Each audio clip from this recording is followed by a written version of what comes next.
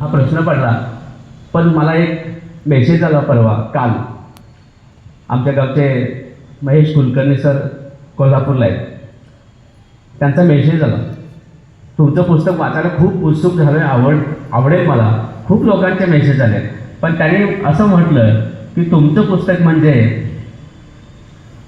तुमच्या जीवनाचा संघर्ष आणि अध्यात्मच असणार. किती अंदाज होता लोकांना. माझ्या जीवनात दुसरं काहीच नाही आहे, सगळ्यांना कळलंय, आणखी काय पाहिजे. संघर्ष बऱ्याच लोकांनी पाहिलंय, त्यांना माहीत आहे. पण अध्यात्म सगळ्यांनाच असतं.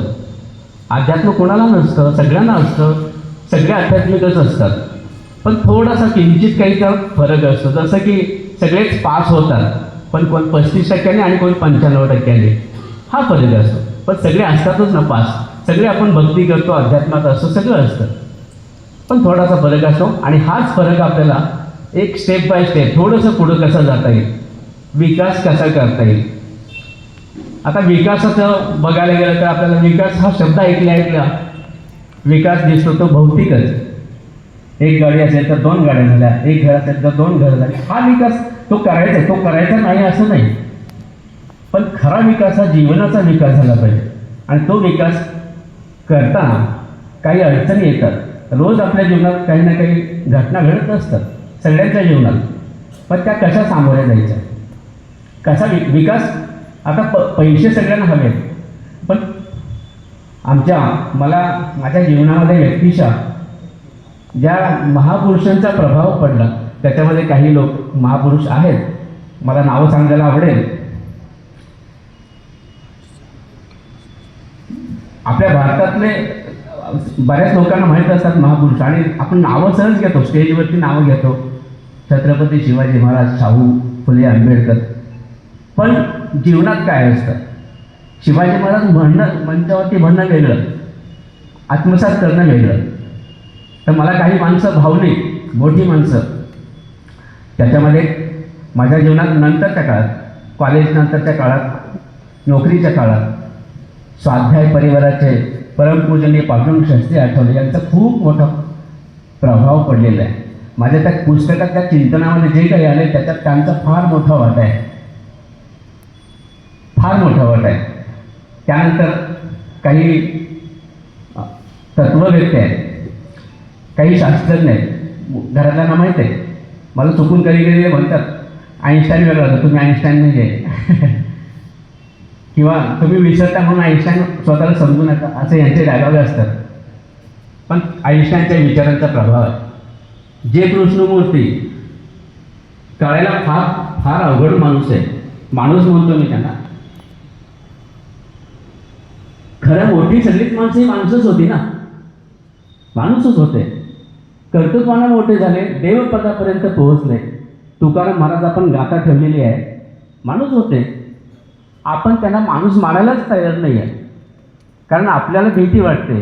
तुकाराम महाराज माणूस असून देव झाले, आपण पण माणूस आहोत. आपण कुठेपर्यंत प्रगती करतोय. विकास म्हणजे आत्मिक विकास झाला पाहिजे, आत्म्याचा विकास, जीवनाचा विकास. मगाशी सांगता राहिलं, आपल्याला या सगळ्या गोष्टी हव्या असतात. संपत्तीच्या, पैसा पाहिजे. पण आम्हाला दादांनी काय शिकवलं, पूजनीय दादांनी पैसा म्हणू नका, कमवा. पण त्याला पैशाच्या नजरेने बघू नका, त्याला लक्ष्मी म्हणा. नजर बदला, मग सगळं बदलेल. सगळ्या गोष्टी मला जगायचा अधिकार आहे, मग समोरच्याला नाही आहे का? समोरच्यालाही आहे. मग समोरच्याला आहे तर बाजूच्याला नाही आहे का? त्यालाही आहे, सगळ्यांनाच आहे. फक्त ही कळण्याची कमतरता आहे, किंवा ते कळलं तरी जीवनात आणण्याची कमतरता आहे. कळतं सगळ्यांना, थोडा वेळ कळतं. समजा मी शाळेत शिकवतो, तर शिकवताना अनुभव येतो. थोडा वेळ मी जेव्हा असं आता इथे बोलतो तसं शाळेत पण तेच असतं. चांगलं सांगत असतं, मुलं भारावून ऐकत असतात. पण थोड्या वेळाने किंवा तो तास सुटल्यानंतर पुन्हा ते पहिल्यासारखं असतं, हे माझ्या मागण्या. तर तुम्हाला एक उदाहरण सांगतो. आपल्याकडे आपण लोहचुंबक बघितलं, आणि त्या लोहचुंबकाला लोखंडाचे खिळे चिकटतात हे आपल्याला सगळ्यांना माहीत आहे. आकर्षित करून घ्यायचं. मग त्या खिळ्यांमध्ये सुद्धा चुंबकत्व येतं, पण ते किती वेळ असतं? जोपर्यंत त्या चुंबकाचा स्पर्श आहे तोपर्यंत. लोखंडामध्ये पण चुंबकत्व येतं, थोडा वेळ येतं. स्पर्श बाजूला झाला ते लोखंड राहतं. आपण सगळे असे असतो, सगळे त्यात मी पण आहे. थोडा वेळ चांगला प्रभाव, चांगल्या माणसांच्या संपर्कात आलो, चांगले विचार ऐकले, छान वाटतं. चार्जिंग झालं, चार्जिंग संपलं, बाजूला काढलं की संपलं. पण मोठी माणसं तशी नसतात. मग कोणी असेल, मोठी माणसंच मी फक्त म्हणतो, त्यात सगळे येतात जगातले. ते परमनंट स्थिर चुंबकासारखे असतात, ओरिजिनल चुंबक. तो चुंबक काय तुकडा माहिती आहे तुम्हाला? चुंबकाचे तुकडे केले 2, त्या तुकड्याचे पुन्हा 2 तुकडे केले, पुन्हा 2 तुकडे. शेवटचा जरी तुकडा केला तरी त्याला दक्षिण आणि उत्तर ध्रुव असतात. तो चुंबकत्व सोडत नाही, स्थिर असतो. हेच सगळं आहे स्थितप्रज्ञ. आणि आपण स्थितप्रज्ञ, सुखात सुखी, दुःखात दुःखी, हे सगळं आपण साधं जीवन जगतो. मला फक्त या पुस्तकाची सुरुवात सांगतो आणि थांबतो. पुस्तकात काय आहे? मग लेखक, कुठलाही लेखक आणि पुस्तक वेगळं करता येत नाही. पुस्तक म्हणजेच लेखक आणि लेखक म्हणजेच पुस्तक असतं. तर पुस्तकात जीवनच असतं, पण त्याच्या सुरुवातीचे त्या छोट्या छोट्या गोष्टी आहेत. सर आपल्याला सांगतील परत, छोट्या छोट्या गोष्टी आहेत, पण त्या गोष्टीवरती जे चिंतन आहे किंवा त्या गोष्टीला जे काही सांगायचं आहे. उदाहरणार्थ पहिलीच गोष्ट आहे हत्या नावाची. असं हत्या नावाची गोष्ट आहे पहिली, एकच पानाची गोष्ट आहे. तर माणसं काय करतात, आपण बघतो सगळीकडे, लहान लहान मुलांना आजकाल संस्काराच्या नावाखाली, संस्काराचं नाव खूप गोंडस असतं, पण बऱ्याच त्या नावं नाही घेत, कुठल्या वेगवेगळ्या. तर त्यांना त्या वयात काय करायला पाहिजे, त्या वयात मुलाने काय करायला पाहिजे ते न करता त्याला दुसऱ्या काहीतरी गोष्टी शिकवून, अनेक सर्व धर्मामध्ये आहे, तर त्याला थोडंसं जप तप भक्ती जे पुढच्या वयात करायचे ते लहानच वयात करायला लावतात. आमच्या मुलांना गीतेचे सगळे श्लोक पाठ आहे, चांगली गोष्ट आहे ना. पण त्याला काय वाटलं पाठ करताना, आनंद वाटला का त्याला विचारायला पाहिजे. मला वाटत नाही त्याला वाटत असेल, तो सक्तीने करेल, पालकांच्या भीतीने करेल. तुम्ही सुद्धा विचार करून बघा, त्याला चांगलं त्याचं जीवन त्याचं आहे, त्याला आनंदाने जगू द्या. मी फक्त एक उदाहरण देतो.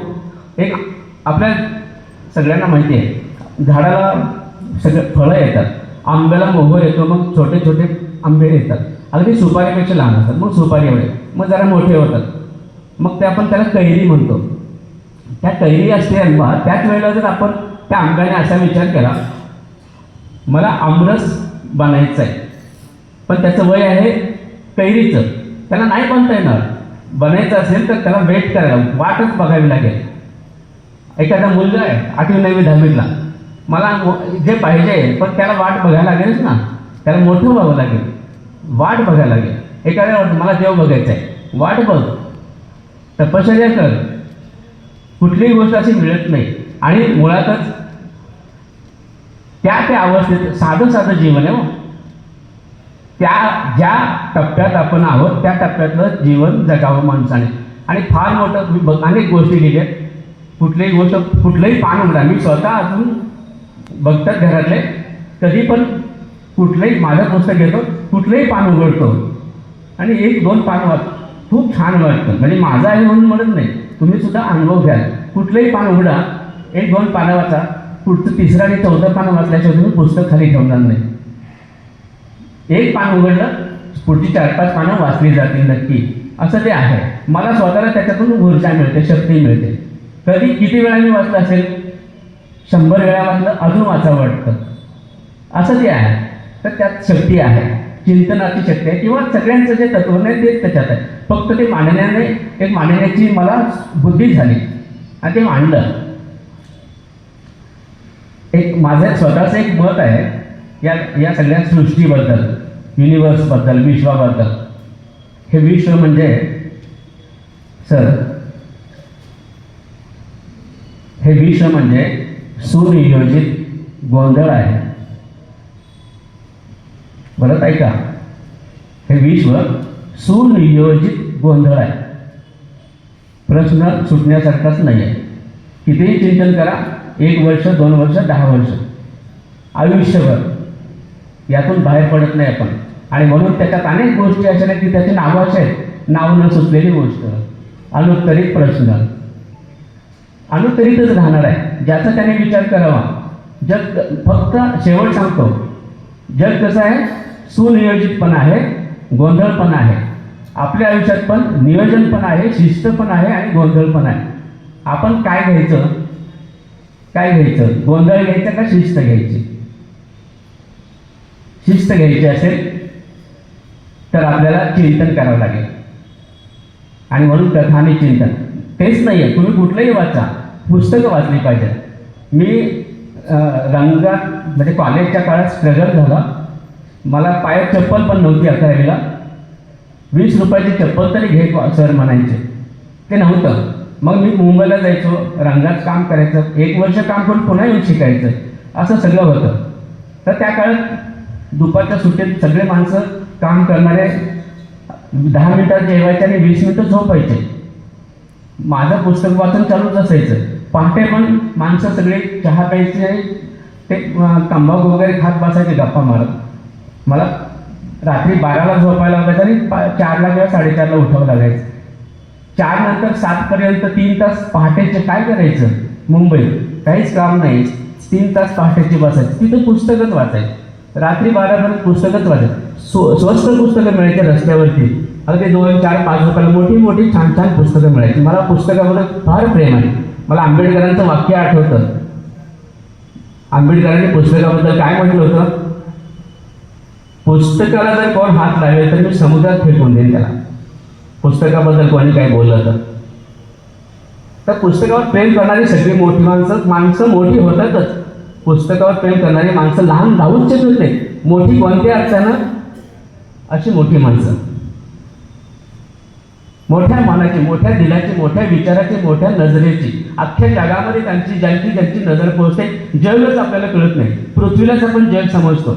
अरे पृथ्वी 450 अब्ज वर्षापूर्वीची, त्याच्या पण अगोदर काहीतरी होतं. आणि मी त्या गोष्टी जे काय लिहिले, माणसं अलीकडच्या का त्याच्याही अगोदर सृष्टी होती. खूप काही आहे त्याच्यात. आता वेळ जास्त घेत नाही, मला माझ्यापेक्षा जास्त बोलणारी इथं वक्ते आहेत, त्यांचं आपण ऐकूया. आणि तुमच्या सगळ्यांची रजा घेतो. मी विनंती करेन, काही वाचा पण वाचत राहा.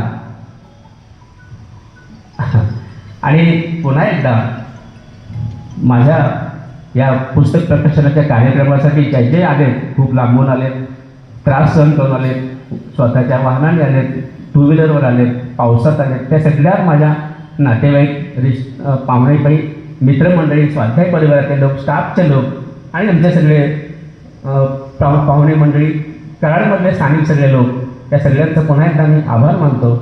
थांबतो. धन्यवाद.